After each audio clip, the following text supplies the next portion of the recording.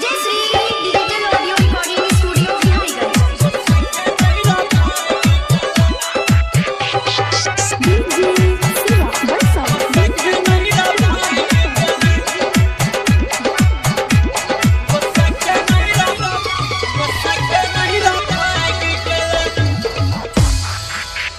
रात खाना न बनल कई कागरा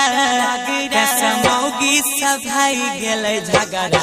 साके नहीं रा भाई गेले भैया हो साके नहीं रा भाई गेले हमरे पढ़बे लगले तका कहारा हमें गाड़ी देलिए चीनी चीनी ओकरा साके नहीं रा भाई गेले भैया हो साके नहीं रा भाई गेले भैया हो साके नहीं रा भाई गेले मौगिया साके नहीं हर भाई गेले रात खाना ने बनैली कई कागरा कैसे मौगी सब भाई गेले झगड़ा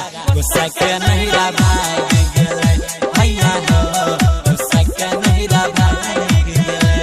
DJ Shri digital audio recording studio Biharigunj.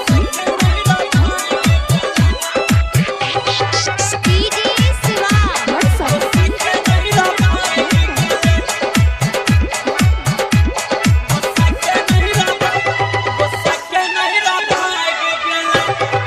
इलाका किसी का भी हो,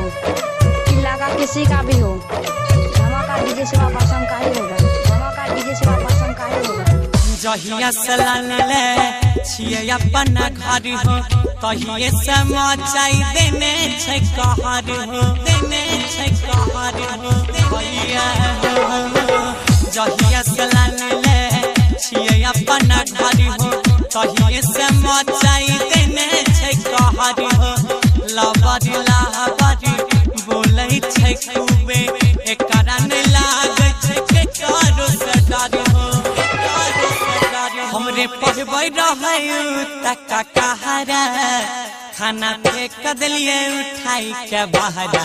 साके नहीं रा भाई गेले भैया हो साके नहीं रा भाई गेले भैया हो साके नहीं रा भाई गेले मौगी साके नहीं रा भाई गेले रात खाना ने बनल कई कागरा हमें गाड़ देलिए चीनी चीनी ओकरा साके नहीं रा भाई गेले भैया हो साके नहीं रा भाई गेले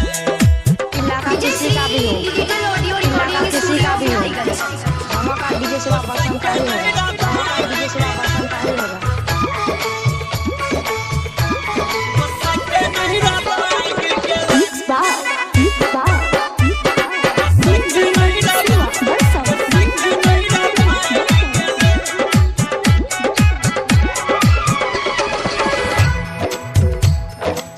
ससुर के अपना फोन जे करा लिए छीन लेलकै मोबाइल हो छीन लेलकै मोबाइल भैया ससुर के अपना फोन जे करा लिए छीन लेलकै मोबाइल हो कहे लगले अब नहीं दोबारा करी हाई नंबर डायल हो सूरज गौरवी बतिया जे जानिले गुड्डू राजेश के मारे ले पानले साके नहीं रा भाई